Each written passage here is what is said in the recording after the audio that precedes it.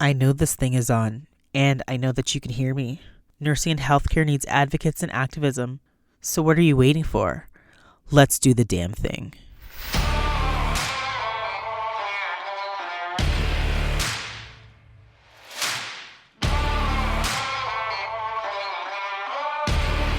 Hi, and welcome back to The Gritty Nurse, an unfiltered conversation about healthcare, nursing, and the intersection of health politics and policy. My name is Amie, and I am The Gritty Nurse. This podcast examines hot topics in healthcare and discusses the changes that we need to see to have a more efficient, robust, and ethical healthcare system that is safe not only for the patients that we see, but also for those who work in the system as well. Sorry, no fluff here, just awesome, compassionate humans and a lot of grit. If you're watching on YouTube or listening on Apple Podcasts, Spotify, iHeartRadio, or any other podcast platform, please hit that subscribe button so you never miss out on any real stuff from The Gritty Nurse. So Erica, it's been a minute. It's been a minute. Things look a little different from the last time we were on a podcast together. Too. Does it look different on my end as well? I mean, it's a little smaller of a group. Yeah, it's okay. It's all good. We're you know what? As nursing is, we navigate new spaces, right? We find ourselves in different situations, and then we make the best of it. And I think that's how it is. I just think it's so crazy that we kind of went through the same thing almost at the same time. Yeah, back to back. With our former co-host. And I want to say I love Sarah. I absolutely adore her. She's always been very nice to me. I cannot say that about my former co-host, however, unfortunately. Yeah, but it was just a little weird. It's like no one knows what that's like. Yeah. Except maybe you and one other person that I know. Yeah. I mean, I would say it's so hard, right? When you're doing something with someone for such a long period of time, and then for whatever reason, they opt out, or, in your situation, it was a hot mess. At the end of the day, we're all in better places for it, right? I think that we just, you got to chart your path and you got to go and that's it. And you know what? I couldn't be happier.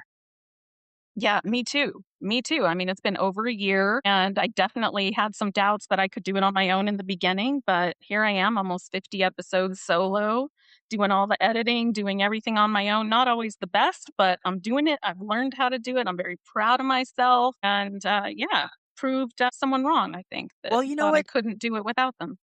You should be proud of yourself. I would probably say the same, but you know what? You should be proud of yourself. I'm exceptionally proud of myself because you know what? This is hard. You know what's the most important part, and what I think I take away from this as well, is our voices are needed in this space. I think this is kind of tying into, what we're going to talk about today about, the power of nursing voices and the fact that we're just seeing nurses coming out and being like, enough's enough. I am not standing for this. These contracts are garbage. And we are just seeing nursing strikes cropping up all over Canada, the US. I mean, we're out there making noise because we have to. We have to. We've got to do something to affect some change because we are clearly headed in a terrible direction. I would definitely agree. Healthcare out here in Canada is changing quite a bit. We're seeing more and more privatization. And again, there's this whole situation where, everything's more expensive. Cost of living, and it's just our pay, inflation, it's just not matching. It's not reflecting it. And it's not reflecting. How do we expect to, again, do more with less and then also keep our pay the same? And knowing that, patients are sicker. Oh, no. But we gave you 1.3%. Okay, but cost of living is 3.9. So you effectively gave me a pay cut. Right, exactly. I mean, even before this, during the pandemic, there was a whole, in Ontario, this is the other piece. So BC nurses are striking. And again, I think what I want people to understand. Talk about that. I have so many questions. Yeah, maybe even before we get, how about this? Before we get into it, maybe we should level set. Maybe people don't know who you are, Erica, or maybe they don't know who I am. So maybe just before we get into this, because I know it's going to be a good topic. Erica, who are you? I am Nurse Erica. You can find me on virtually every social media platform. I am, I guess, a advocate, an activist for nurses, for patient safety and nurse safety. I'm pretty outspoken. I do a lot of social media education. I travel around the country giving keynote speeches. I go to nursing strikes. That's like one of my favorite things in the world is to go to nursing strikes and pickets and rallies. And I host a podcast, Nurses Uncorked, solo now. Yours is uncorked, period. Yeah, That's no, right. you've been doing this work for such a long time, and it's such an important voice in the nursing community. And I'll just throw it out there for myself and for folks who might not know me and might not have heard about me. My name is Amie Archibald Barley. I am the Gritty Nurse. There is only one. I also host a podcast called The Gritty Nurse. So I am a nurse, a speaker, an author. I work making sure that nursing voice is really heard right across Canada, because I think that we need to speak in a different tone. And I think that for people to understand what nurses are saying and what nurses are about and what nurses can do, it needs to come prepackaged very differently. So I'm very huge on storytelling and mental health and making sure that, our voices are heard at the end of the day, and maybe not in the traditional way that some people would like to get their voices across. But yeah, I think that it's been time. I think it was in the States too. We had that period during the pandemic where everyone's like, nurses, yay, you're the best. You're our Pots and heroes. pans, Pots and heroes work pans here. banging. And then it's just like, Crickets, crickets. right? So it's so weird to me how people really forget, right? I think at the end of the day, the situation hasn't changed. Yes, we are not dealing with COVID-19, but we are dealing with the ramifications of an aging population. Other diseases. I mean, like right now, you guys have the Trots disease out there. Yeah, A yeah. whole other Can't situation, get off the toilet. Yeah. right? And at some point in time, we have to say that enough is enough, right? And I think that I always want to dispel the myth where people are kind of thinking that it's about greed or, nurses, we should just, this is what we signed up for. Let's level set that. Like, what are your thoughts on that? Yeah. Well, I want to say first, going back to something you said, I don't think it's only that people have forgotten, from the way they were so supportive during the pandemic. I think it's so much worse than that. It has really gone so far in the other direction that they not only have forgotten, but they no longer respect us. Yeah. In my experience, I mean, yeah, of course some people do, but I don't think we're still the most trusted profession. Really, I think that a lot of people are so disrespectful towards nurses. For example, the current strike that's going on in Boston, the kind of comments I'm getting under my posts are things like, shut up and put the fries in the bag, nurse. Like, it's so demeaning. Yeah, I know, right? It's outrageous. So demeaning, so disrespectful. And that's not uncommon. Yeah, it's really not. And I would echo that. I think this is probably so let's take it this way. So I would say that, there is this talk where they say that nursing is the most trusted profession. And I see where that is coming from in terms of, overall how a patient experience might be. However, when we're talking about respect, I would say that nurses are probably the least respected profession, because there is no other profession I can possibly think of. And you probably know where I'm going with this, Erica, where we show up for our shifts. We do the darn best that we possibly can. And even on a shift, we can experience violence and there is next to no repercussions, or the repercussions falls back on the nurse. I can't think of one profession in which something like that can happen. Harm can befall, a worker, and we can turn to them and say, well, what could you have done differently? Or, there's next to no protections. Yeah, I If mean, you really, it assaulted is a cop, just nursing. Yeah. if you assaulted a cop, it'd be a pretty bad If day. you even threaten to assault, not even assault, threaten to assault a flight attendant, I forget these specifics, but it's something like a $30,000 fine, 3 years, and it's a federal crime, 3 years in prison, and a lifelong no fly zone. You threaten, no, you actually assault a nurse, management comes around and says, what can we do to make your stay better? What did the nurse do that triggered you? And then the nurse is pulled into the office and assigned, if they're lucky, only assigned some mandatory education that they don't have time to complete. And on the other end of it, they're written up. They get disciplinary action. Yeah, and don't even talk It's about the nurse who outrageous. decides to actually, maybe protect themselves. It's a whole Yeah, other then situation. They you lose their license. assaulted a patient. You shouldn't touch them. You just get away from them if they're assaulting you. No, Use your absolute. gentle, I am persuasive fighting back. approach. Yeah, you didn't use your therapeutic communication skills that we assigned you as part of your annual mandatory education. You Yep. didn't use that. But on the real, these are all inherently what the issues are, right? I think the lack of respect also comes from within a part of our profession, right? This whole It's true. idea, we have to do this. Again, seeing nursing as not a job, but as a calling. Okay, we have to be here. Damaging. This is what made, I was made to do this. Again, this is how I think we can be abused in the system when we think this way. We have some internal work to do because I would say a lot of those managers are also nurses. So we have that internal work, but we also have to externalize that demanding respect, right? There's been far too long, even in my own, when I first started being a nurse, and I was a nurse, I've been a nurse for over 15 years, that I was taught, make sure that, if the doctor's coming in, you need to get up and give them the care. Really? See, Yeah. I was Yep. not in that Even in era. yep. And I don't know. When did you become a nurse? What year? Can I ask? 20, oh my gosh. So I graduated oh God, now I'm feeling old. So I graduated high school 2001. So Okay. 24, 2010-ish. And you still were getting up for doctors? Well, yeah, I was taught Really? that. We were I would be sitting in a clinical rotation and they're like, oh yeah, that's the doctor's charting chair. And I'm like, what? But the thing is, Wow. you felt that you needed to do that. And even in conversations, right?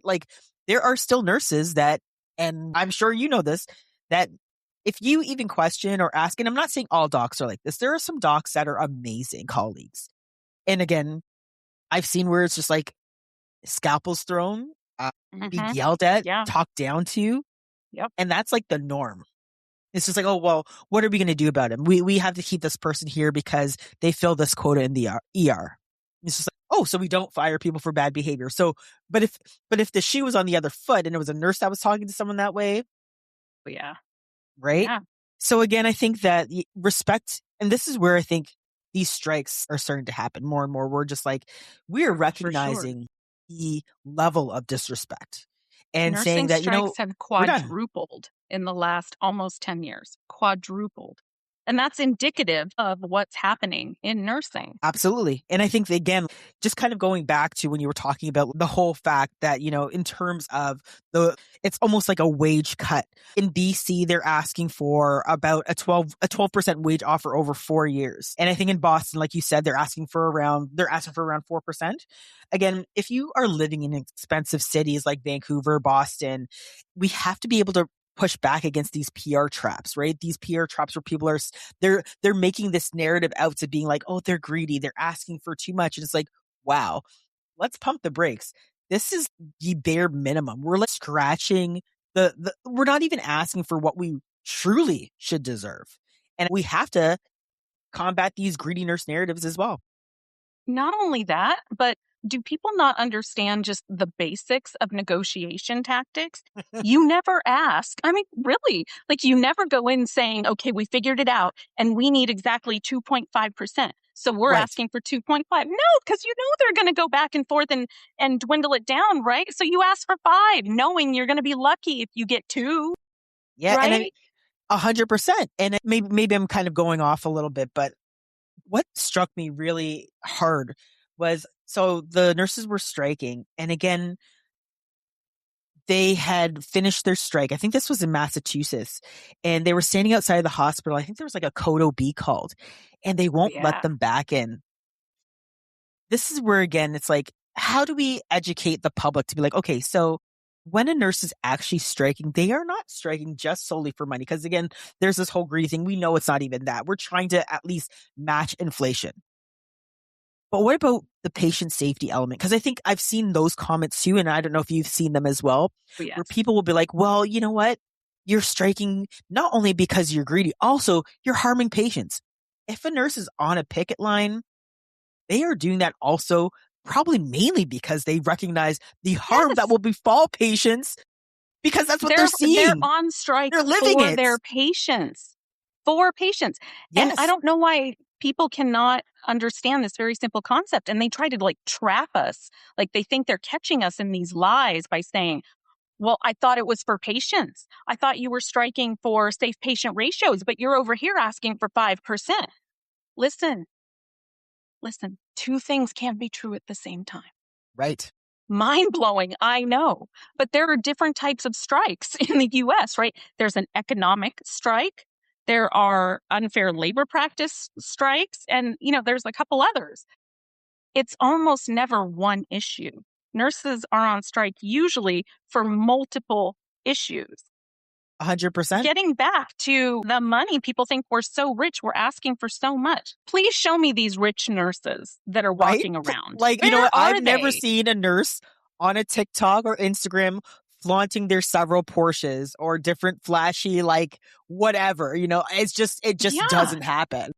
Where are they? I mean, I will say I think there is a certain amount of damage that we have done, especially since COVID, with like, the certain TikToks that some nurses would post where they are kind of Yes. showing off like travel nurses and stuff during the pandemic when wages were higher. I think that has been really damaging overall to our image.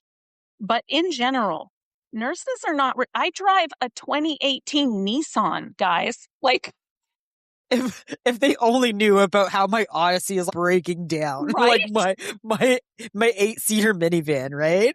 Like who has all we're not rich. We're not, who's rich? The C-suite, healthcare Yes. administrators. They're getting millions and millions of dollars in bonuses on top of their base salary. And you're going to try to vilify us because we're asking for a couple percent, which is less than cost of living?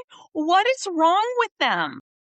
Well, you know what? This is one of the biggest pieces where how I don't see how people can't put those dots together, right? It's just like, Yeah. so we have, and again, it's happening here too in Canada, where it's just like, okay, there are nurses right now that are actually actively being cut, losing jobs. So we keep talking about this nursing shortage, right? But hospitals Yeah, have the the nursing ability to shortage. cut 87 positions, cut this, and it's Mhm. always nursing. It's always nursing. They don't Always. look at, they're not cutting that person who's making 300,000 a year, Nope. but they're going to cut a nurse. They're going to continue to shave off the workforce of the people that they're trying to keep safe. And I know in the States, it's even more insidious because you guys have full-fledged privatized healthcare where the bottom Ugh. line really is profit. And, Yeah, and 100%. That is it's, all they care about. That is it. it's They wild. talk a good talk about patient outcomes and all of that. No, 100%. The only thing they care about is can you either save them money or make them more money? That's Yep. it. That's it. Yeah, and I've been hearing the horror stories. I've gotten a couple where people are talking about start talking about what are happening when nurses are working at hospitals that have been taken over by private equity firms and how damaging that all is. And then essentially, if the private equity firm makes no money, they pull out and we lose a whole hospital. It's just like, Yeah, they start thankfully, closing usually L&D units and peds that's units, crazy. any kind of mother baby thing. They start closing those units, and that's a sign because it's only a matter of time that the hospital itself closes. They'll close psych and then mother baby units. And then eventually, shortly thereafter, the whole hospital. So we don't even have enough care. We have all these deserts, right? Like labor and Yeah, delivery deserts, pediatric deserts, psych deserts, where you're hundreds of miles from a hospital that specializes in that. It's really scary.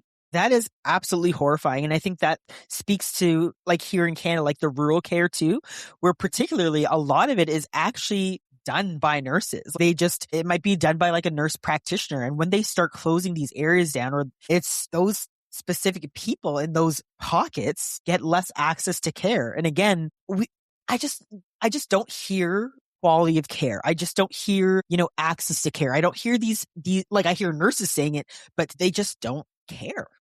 And these are the issues. Again, like you mentioned, that there are several issues that nurses will strike for. But again, bringing it back to that element of we're doing it for patients and families, people really need to recognize that. Because at the end of the day, I would say that no nurse ever wants to really go out on strike. Like it's not something that we're like, No, oh, it's I'm itching to do terrifying. this. I want to go Terrifying. out there and I want no, not one.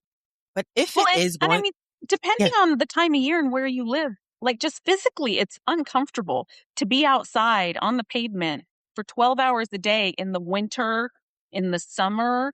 That's not fun. I've been on picket lines for days on end. It's exhausting. Even in good weather, it's exhausting. Yeah, it's not easy. No one and this wants to go out on strike. and Trust this is me.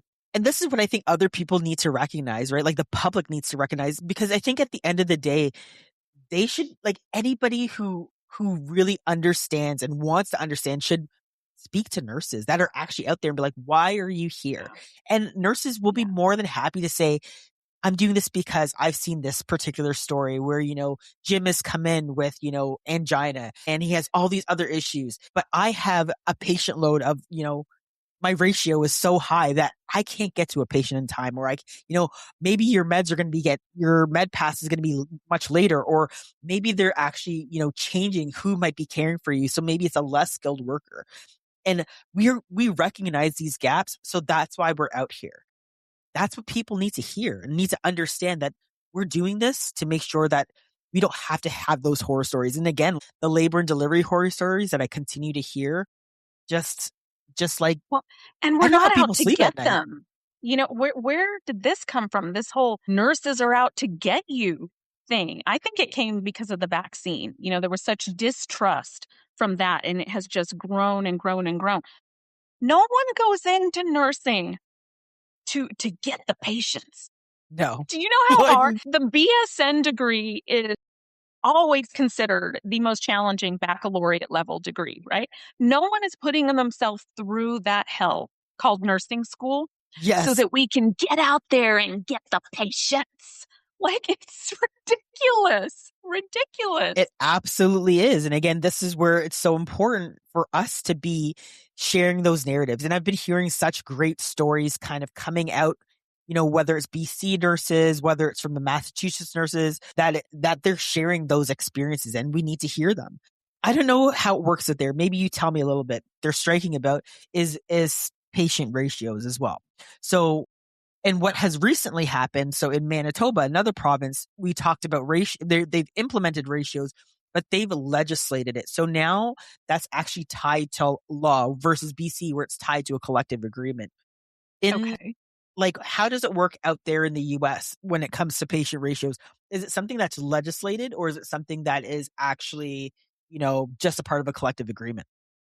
Only 2 states have mandated nurse to patient ratios. The first being California, and they've had it for 20 years now. So we've got 20 plus years of data showing not only is it possible, but it works. And then just maybe 2 years ago, Oregon passed the same type of law, very similar to California, but it doesn't go into effect until I want to say this month. Well, Okay. as far as they aren't being held accountable for it, healthcare organizations, until this month. So there has been a lot of them taking advantage of this leeway time. And so we'll have to see how that plays out. But nonetheless, only 40 or only 2 states out of 50 have mandate patient ratios. So 48, we're just out there doing whatever we want, the healthcare Man. organizations. It's Yeah. terrible. And Yeah. we know research tells us time and time again, you have between a 7 and a 10% increased risk of avoidable, that's key, avoidable death or serious complication for each additional patient a nurse carries over the recommended ratio for that specialty. That's terrifying. it never sits well with me when I hear the counter arguments in relation to patient ratios.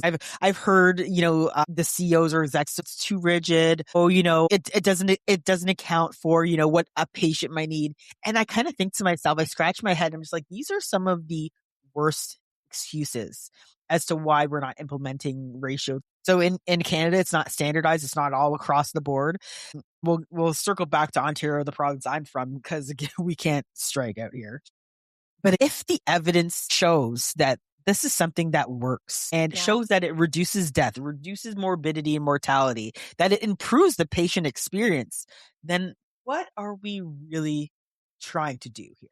And this is why I always tell people, I'm like, paint a picture, paint a narrative so people can understand what they're going into. Because I would right. say that most people, when they walk into the hospital doors, they're just like, yep, I'm here. Everything's going to be great. And yes. And it's like, no. I would say that most people need some form of navigation to make sure that their experience is the best one that they possibly have. And it shouldn't have to be that way. It shouldn't have to No, be where it's just like people are guessing when they're coming into healthcare. But again, I think that, as nurses, we are in the best position to share that knowledge, to tell people what to expect, and then also to fight for what we should be seeing. And I think that's absolutely. why, again, we're seeing all of these strikes cropping up. Yeah, I agree. Yeah. It's rough out there. And the excuses that they use for against nurse to patient ratios, it's the same ones that they've been throwing around. They just regurgitate them. They've been doing it for decades now. And I always come back to that's the same thing you said would happen in California. And here we are 20 20 plus years years later. later, Yep. not a single hospital closed. You didn't have to turn away patients. This is nothing more than good old fashioned scare tactics. We have all the data showing we can and it works. Yep. Let's talk about a hard term that some nurses really cringe when they hear, but it's a term nonetheless, the scab nurse. So, Yes. Yes. right. So Yeah. we know that, it's emotionally charged. It's the most emotionally charged element of any strike. And I'd say that in contrast, in Canada, we have an essential services agreement where nurses do have to, I guess, cross the picket line in terms of, making sure that patient safety and care is given. And I know there's a conundrum and a little bit of an unease in the Canadian system when that has to happen. But let's talk about it in the US system. Yeah. And I know Let's that we talk probably about have some Canadian nurses that fly out and, help support as well. I think this is probably. this is I mean, such a let's weird start with situation. the very first thing off the top. When people say that is so derogatory, it's supposed to be. That's the point. Right. Make no excuses. I'm not going to try to explain it away. It is derogatory by design. It serves a purpose. We're not going to call you star replacement nurse and make Right. you feel all good and, warm and fuzzy about selling out the entire profession and the future of patient safety. We're going to call you exactly what it is. You're a scab. It's a terrible term. We're going to keep calling you that because what you're doing is terrible and it's unforgivable. Yeah, it's such a interesting, maybe that's the word that I'll use, because this is where I think solidarity really breaks down, right? Like at the end of the day, you know that your colleague is outside of the hospital and is fighting for patient safety, fighting for, their like the nursing profession. And to have a nurse cross the picket line, it just doesn't sit well with me. And I understand that patients need to be taken care of, but the whole point of striking is to be able to use your workplace, your work, your labor. That's the whole point of a strike, and withhold that labor so it pressures the hospital to do the right thing. That's the whole Yeah, I reason mean, why we have it's our unions. number one leverage. Our number one tactic is our ability to withhold our labor. We have nothing more powerful than that. A hundred So percent. when scab nurses show up, they are essentially saying, let me take that card away from you. You no longer have that. And And then I again, can't speak for Canada, but in the US, hospitals are required to have RNs there on units to the point that they lose their accreditation. They have to close their doors. They cannot bill CMS, Medicare, Medicaid for reimbursement if they don't have RNs there. Okay. So this is the part that I think most people don't understand. They're never going to risk their ability to bill, right? Right. Never, because all they care about is the Is the money. billing. So imagine, hypothetically, imagine it's 5 a.m. The nursing strike is supposed to start at 7 a.m. They've had their notice, all of that. No negotiations have worked out. It's coming down to the wire. Hypothetically, no scab nurses show up, which I hope I live to see the day. But no one shows up. What do you think is going to happen? Do you think management is going to say, okay, bye-bye, all the RNs, bye-bye, bye-bye, knowing that they can't bill? They can't get any money coming in? Absolutely not. They're going to tuck their tail between their legs. They're going to go into that boardroom. They're going to sit down at that table and go, what can we do to avert this strike? Because their hands will be tied. Exactly. But this is where I fight with nurses because we have a solidarity problem. Yes. We have a huge solidarity problem. We Yes. just can't get our shit together, Erica. We can't organize effectively enough for us. Strikes would end so quickly if nurses were just like, yep, we're all on the same page. Nope, no one's coming. That's it. Can you imagine? It makes would no be sense to me. I think beautiful. nursing is the largest public sector workers. I think it's 30 million nurses in the world. What is there, 5 million nurses in the States? Yeah, it's 5.5 in the States. Could you imagine if they're just no, we're not going to do that? Well, and the thing is that the employers get it. They get what we don't get. They know. They know that we could hold all the power. We far outnumber them. We could achieve anything that we wanted to, but we are so busy being against each other. Yep. And making up all these other things to deflect from the actual issues that we never come together on anything. The only time in my entire career, I've been in nursing for close to 30 years, first as a CNA and then a nurse, the only time I've seen it come close is with the Redondevat case. Pretty much. You're right. Yep. Most nurses that. were on board with, we should not be criminally prosecuting nurses. That's the only time I've really ever seen it in my career. I would say that that's an extreme, right? It shouldn't have to be, here's the extreme, and this is now we need to make sure that we're all together. It should be this is our job. This is our workforce.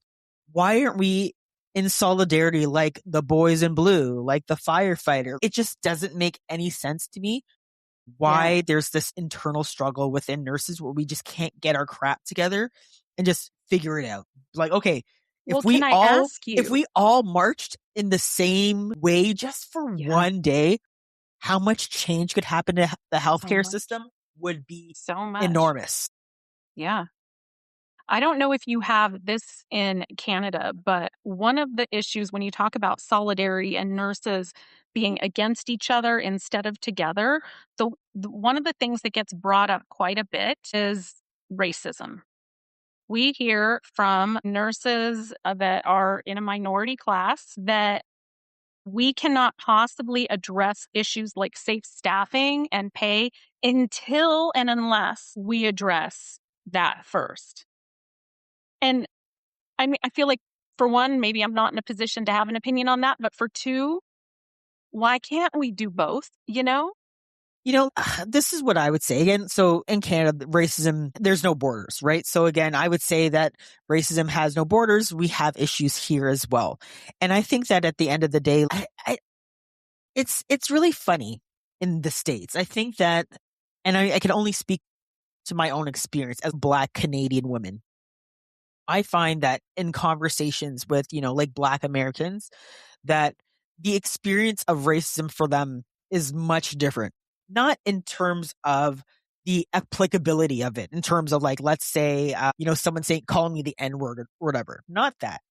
But the generational, how close the proximity is. Because there are people in the States that still know of their grandfathers who were in chattel slavery. So I feel like the proximity is what makes it much more different out in America.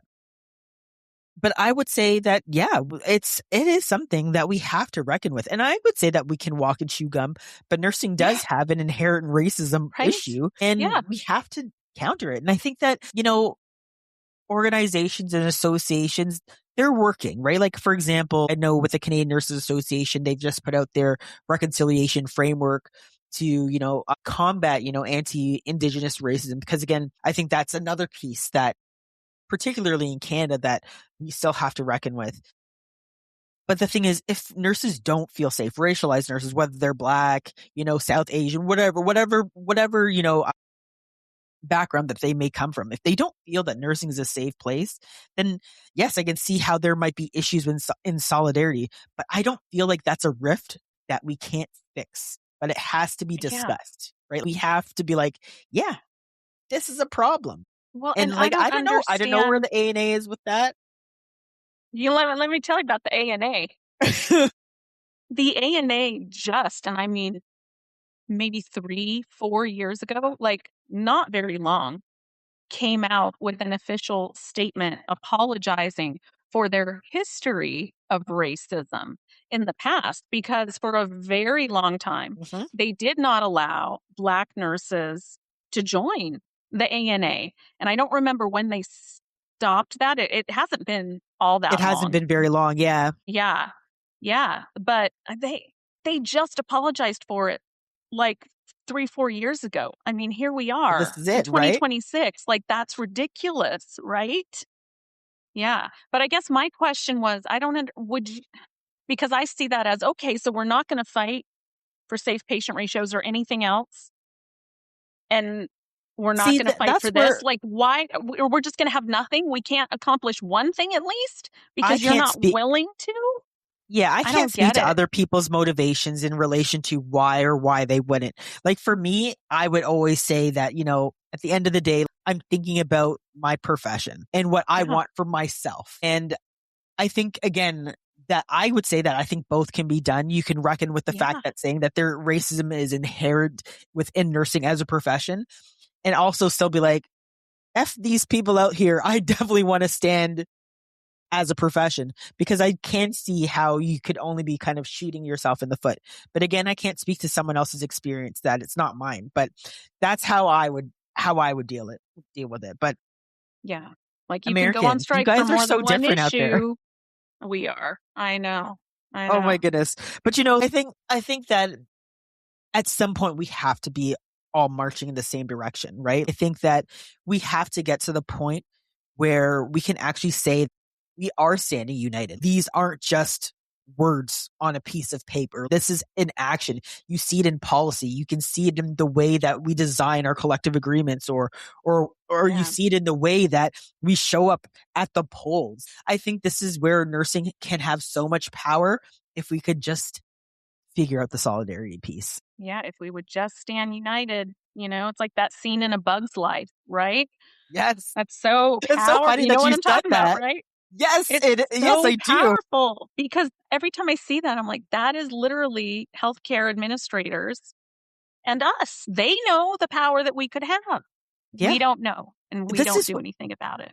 and it actually speaks to like larger system issues, right? Like we're not going to get into the politics today, but just the fact that there are so many issues, not even just in nursing, but just in healthcare writ large, where we see something that we don't agree with and we want to stand up against it. And we feel like we're so small. I'm just one person. Who cares whether I say something? And one can turn into two, it can turn into three, that could turn into a group, that could turn into, 100 people. It just takes one person to start a movement, to Yeah. start change. And I think we need to start thinking like that. Move away from this sense of hopelessness, all is lost, we can't do anything, to a sense of like, what can I do next? How can I reframe this? How can I think about this in a different way? Because I feel like if nurses can do that, We we could can really accomplish make some anything. trouble. We Yeah. can make some good And I, trouble. I think it's not just that. It's also, at least in the US, there is just an epidemic of lack of courage in nurses. And I get a lot of criticism for saying that, but I It's will true. die on that hill. The vast majority of nurses are cowards. when it comes to standing up for nursing, right? Like we'll go toe to toe with a doctor if we think they're doing something harmful for a Right? patient. But the second you ask them, sign this petition, come to the meeting in HR, be at that rally, suddenly it's, oh, my kid is sick. Oh, I can't do that. Oh, they fired the last nurse. Nurses are so good at complaining at the nurses' station and in the break room. But you ask them to take action and they run in the other direction. The You're right. apathy is out of control. Yeah, no, it's so funny that you said that. I literally just last month did a talk with the Canadian health leaders about courage, and that was literally my opening statement, that healthcare is not inherently courageous whatsoever.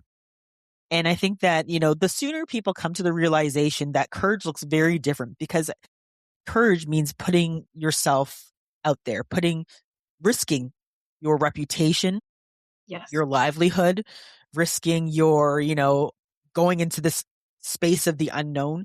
And most people confuse courage with, confidence, or confuse courage with saying and doing something different. And I think that, most people, if you're not willing to risk or lose something, then what you're doing, is it actually courage? I No. would say that it isn't. No one, So, no one's willing to take a risk. And, yes, there's inherent risk because retaliation is the baseline in nursing. Is it illegal? Yes. But is it everywhere? Also, yes. So is there inherent risk? There absolutely is. I'm never going to try to cover that up. But if I, as the single mom whose, children's father had died when they were young, if I can have courage and take the risk and I had no other help, so can you. You can do it too. but the And thing is, if you I've been take fired for doing that. I have. But here I am.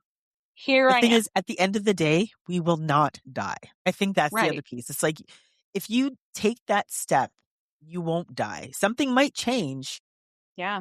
but it won't be. It's like, it's not going to be the worst thing that possibly can happen. And again, if we can get everybody step in that direction, the risk tolerance will go down Yeah. substantially. Yeah. So again, it's not about just being by yourself. It's about doing this as a collective. And that's what we need nurses to start thinking as a collective and doing things together, and finding that voice and that solidarity. Because again, I think that nursing can move mountains Too. if I we agree. wanted to. Yeah. We have some work to do. Exactly. With us talking about the strikes and the various different things going on, is there anything else that you think nurses need to know about what's happening in Massachusetts or what's happening here in BC, and why we're just Well, I seeing think many there's more? a lot of confusion from me, even from how you guys handle it in Canada. And I think everybody would love to learn. So I, for years, was under the impression you could not strike at all. Then I learned a year or two ago, no, you can in a couple of areas in certain situations. Right. And now I've recently learned that you guys do this very creative thing. I don't know what the name of it is, but you basically you still work at the bedside, but you stop doing Yes, it's called like work to rule. non-essential nursing tasks. So I would love to hear about that because I think this is amazing. Yeah, so there are certain provinces, and it's dependent on your collective agreement. What have you? Province has different regulators, so there's like 24 different regulators in Canada for nursing, which is another story for another day. And it's like, whoa. And again, and every province makes different collective agreements. The other thing is, if it is not built into the contract for no strike, no lockout, then Yeah. nurses cannot strike. So right now in Ontario, nurses cannot strike. They can work to rule. And I would say, I know in Ontario right now, they're actually challenging the language in their collective agreement. They want to Good. change that. Yes, Good. I agree. But like, what's happening out in BC is they're in this work to rule situation. So yes, there are still nurses that are working during the strike. However, they are saying that, well, we're not going to do non-nursing tasks, which is crazy because you shouldn't be doing non-nursing tasks anyways. But it just But goes we to do. show, It's like but it's like no, but it 60, just goes to show you 70% of our how much day. nursing stuff that Yeah. we should be doing versus what we shouldn't be doing, like answering phones, like changing beds, like some of the most random things. What was it that I heard recently that I was like, oh my God, I can't believe that's not a nursing task? Transferring patients from point A to Glucometer point B. checks. That's not a nursing job? Glucometer checks are not nursing Well, tasks. who is it? The CNA? The tech? Yeah, it should be the lab tech. Oh, the lab does those? What? It's lab equipment. Yes, it's supposed to be the lab, not us. Well, see, We don't have lab do that. but see, that's the thing. So what continues to happen in the hospital, we pick up and do all these various different Yes. tasks. We take all these different things on, and then when we say, okay, we're going to withhold that labor because we shouldn't be doing, these are non-essential, the whole hospital's like, what? And it just goes to show how much we actually do. And they're like, oh Yeah. crap. Now we don't have an administrator doing that. Oh, they're not answering the phones. Who's going to answer the phone? They're not, oh, they can't run blood to the lab. The lab has to come. Yeah. It's like, They're not going to these fill the are, ice pitcher. They're not it's going just to like, let these are people all the in and things out of the that nursing unit. was doing that we shouldn't be doing. But I mean, again, I would say that we shouldn't do some of the, like, going Right. forward, we should keep this where we're not doing these things. But people don't realize there's so many tasks that nurses do that are non-essential, that are not a part of our scope or our practice that we need to do, but we take them on and do them. But the hospital quickly realizes how much this can fall on other workers. So right now, one of the challenges were, again, some of the administrators were trying to pit, the nurses against other workers. So for example, like maybe the PSW or someone in the lab and tech services or, maybe the clerks. But here in BC, they're really smart. They're just like, no, we are standing all together and you can't now That's dump good. this onto us. This is supposed to be the hospital's responsibility. So I'm so glad that they're all standing in solidarity and they're like, we're not going to go, you can't pit us That's against each amazing. other. But that's a big piece of it. So it's called work to Yeah. rule. Yeah. I think it's And that's dope. what they do. They want you to fight each other. They So do. you're not fighting them, right? Excuse me. Yeah. I mean, it's very strategic. That's what they do. They start these little wars by planting these things. So you've got day shift versus night shift and, ICU versus step down, whatever. Because as long as you're focused on that, you're not focused on Focused on management. them. But I think that's so brilliant. And I actually just went to a workshop about how to get around your no strike clause. And I went to this workshop because some people unfortunately have no strike clauses in their union contract, which is terrible. Never, never, ever agree to that because it's so hard to get it back. Right. But it was talking about all these creative ways to strike that are not actually a strike. And that's like one of them. But the problem Yeah. is you need 100% buy-in. Everybody needs to participate. And that's the challenge here is there's always going to be nurses that won't do it because they're scared or because they want to climb the corporate ladder. They're trying to, get in someone's good graces or whatever. But that's so brilliant. And if everybody does that, it's so powerful. I heard one guy speak up at this workshop and he was in like a blue collar warehouse kind of a job. I don't know what. And he said, anytime they started doing any kind of overtime, they didn't want to hire to replace the guy that left. They were working us too many hours. Everybody would take their hat and turn it sideways.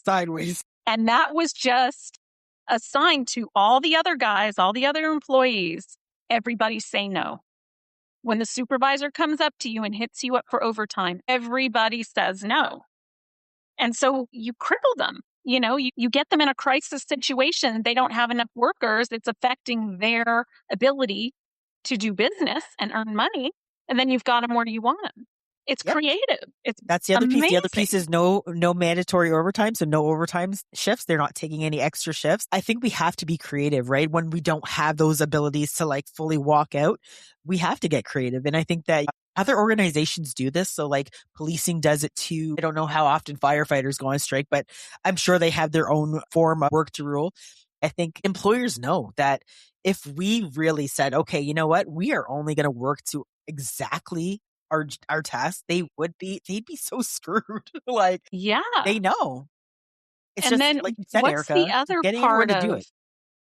I read that in BC, that strike action can end either when you guys reach an agreement, a tentative agreement, or when the government says enough, go back to work. Yes, so What? there is a clause. There is a like they can do that. I'm hoping that that does not occur where the government can step in and force them back to work. Yeah, That doesn't happen very often, but it can happen. So we'll see. that's I'm crazy. hoping that they at least reach an agreement and it doesn't come where the government steps in and has to actually put that clause in place where they mandate them back to work. It happened during the pandemic too, actually, for other Yeah, places that went on strike, where the government then, essentially forced essential services back to work.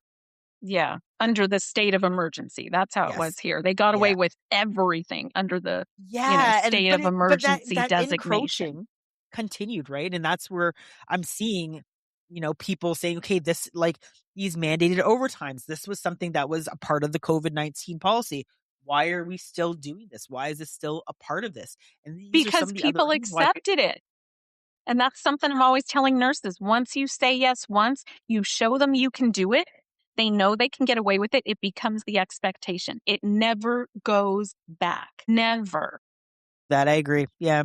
It's a tough one when you're in this kind of like emergency situation and they implement these Yeah. things and they just never change them. So I know that's also a part of some of the reasons why nurses are out, because they're just like, well, we put these measures in place, but now we're just continuing and we're not in this state of crisis anymore. Last words to you, Erica. If you let's say this, you have a young nurse who is afraid and doesn't know what to do in terms of, learning all these different new things. Like, what would your best piece of advice be to a new nurse who's just coming into this mess of healthcare nursing, and maybe nurses are going on strike? What would your one piece of advice to them be? Yeah. I would say spend a little time before something happens and just get familiar with your state labor laws because they are different state to state. So things like, can they do mandated overtime or not? And if so, how long? Stuff like that. Get a little familiar with your state labor laws and then get familiar with progressive discipline. Understand that employers are not supposed to legally go from point A to point B. So that means you had a minor med error, but you've not had any other occurrences for anything, and they suddenly want to fire you. No, that should be like a step one, a verbal or a first written, something like that. So get a basic knowledge of your rights and also have a copy of your Nurse Practice Act. I don't know if you guys have that Yeah, in we have our code Canada. of ethics. Yeah. Okay, so it's probably the same. We have each state, except for like Michigan, has a weird thing for some reason, but each state has their own sort of Nurse Practice Act, scope of practice, and you have to have that because what happens is you get the charge nurse coming at you saying, "Oh, well, I need you to go change out that peg tube," and you're like, "Can we What? do that? I've never Can done I? that before." And they're like, yeah, we do it all the time. And you get kind of peer pressured into it. And you've got other nurses saying, oh, yeah, like we do. It's no big deal. It's like changing a Foley, whatever. And you do it. And then you find out later that's out of your scope of practice. You can, in fact, not do that. But at Right. the moment, you don't know. So you've got to have that nearby. You've got to have it handy, whether it's downloaded on your phone or something. And you've got to check that because that's your Bible. Yeah, I think the one piece of advice too that I would give newer nurses: get to know your unions, get to Mm, understand your agreements, kind of like what you were saying too, and find that like one person who's just like that, like they know their shit, yeah. and learn. I think it's so important. It's just it always strikes me as, how do you not understand what your union does for you? And then Yeah. if they're not doing what you want them to do, that's another piece. But if you don't know, then you can't challenge or ask questions or be a part of the movement. So I always tell new nurses, like, make sure you understand your collective agreement. Find that Spitfire nurse that knows everything that Yeah, about there's the always union. one There's on always every one. unit that's Yeah, always there's saying, "You always can't do one. that. That's Yeah, against the no, you CBA. can't do You that. can't do that." Yeah. And find that person. And it's just like, find your people who are going to make, nursing a better place for you too, right?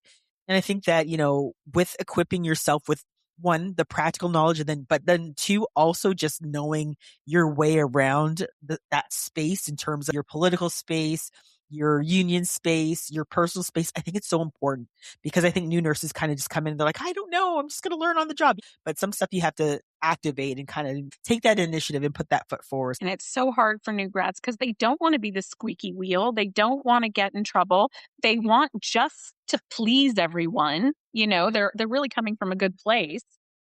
And so they just set themselves up for failure. They let them take them off orientation early. Way too They early, let yeah. them work, 5 days of overtime, and then they're exhausted when they are still learning. I mean, it's just a recipe for disaster. It's hard to stick up for yourself at any time, but especially as a new grad. Yeah. Any last questions for me, Erica? Well, how is that strike action going right now in BC? And do you have any idea how long has in the history in Canada with nursing strike actions? How long have they gone in the past? I think I'm trying to remember specifically how long the longest one went. I think it was like a month, but it was a long time ago. Strikes don't Okay. happen. Nursing strikes don't happen very frequently in Canada. I would say, even in my time, is relatively new. Typically, you might hear again of the strikes happening in like community pockets or more like in the public health space, but not necessarily in the acute care hospital space. So even just for me, like learning, most of these things are quite relatively new. I don't know how long this is going to take and is going to last. They haven't reached a tentative agreement. Again, there was quite a large group of them that said, that they wanted to take this action. So I'm not too sure that I'm not too sure where these rank and file nurses will end up, but I'm hoping that, they come back to the table and there are some negotiations, but it looks like nothing has happened quite as yet. So who knows? I'm not too sure how long they'll be on the pickets for. That's interesting. Our longest one in the US was 4 years. 4 years. 4 years. 4 years. We four currently years. we have 750 nurses on strike right now at Henry Ford Health Genesis Hospital in Michigan. They're on something like day 315. They just became the third longest nursing strike in US history. Oh my It's God. crazy. But Yeah. see, again, this is where it speaks to like these hospital organizations can pay out the wazoo for travel nurses and they just can't come to the table and bargain in good faith. Yeah. It's wild. I mean, yeah, because there's the monetary component, but there's also the control. They don't want to give in They don't want and that give us illusion. control and let us know that we can have control. They'll spend anything to avoid that, unfortunately. And they have the time and the money to spend it, right? These Yeah. organizations are bringing in like multi-million billion-dollar organizations, particularly in the States. So it makes it much more of a hairy situation out there than it is even here, because again, we're operating in a public healthcare model versus a privatized one. But I always tell people and always tell nurses, this is the cautionary tale. Once privatization comes in, it will be next to impossible to remove. I think that that's pretty much been the history, that once you let privatization into a healthcare system, particularly acute facilities, it just Yeah. takes over It's and you wreaking cannot get havoc. rid of it. Yeah. Yeah. It's terrible. I agree. Well, let's hope that the strikes end soon. 4 years is way too long. That's crazy. Yeah, Yeah. that was like 2006, so it's been a minute, but still. That's crazy. That's Mhm. crazy. And did they even get an agreement in which they were happy with? No, I Yeah. don't think that one ended well. Well, I'd have to go back, but I don't think that one, and I think it kind of just like disbanded, like the union that's sort of so sad. disbanded. Like it was not good. That's unusual though. That doesn't typically happen, but Happen. Yeah. Oh my yeah. goodness. Well, let's hope it's a short one, that the BC nurses get a tentative agreement that they're happy with. And Yeah. we don't have 4 years. I hope that will never happen here. But again, No. who knows? We'll see. Only time will tell. But I Yeah. again, I think at the end of the day, we need to find our collective voices to ensure that we stand up against these, I would say, like bad actors or acting in bad faith when it comes to ensuring that we don't just write down that we want patient safety, here are the metrics, but that we actually demonstrate and show that. And that's what nurses are trying to do. Absolutely, yeah. If nurses could please just dig down deep, find some courage, find some solidarity, we could move mountains. 100%. Thank you so much, Erica, for coming on. Thank you for having me. Looking for a great gift for a nurse or someone who needs to learn about nursing? Check out my national best-selling book, The Wisdom of Nurses: Stories of Grit from the Bedside.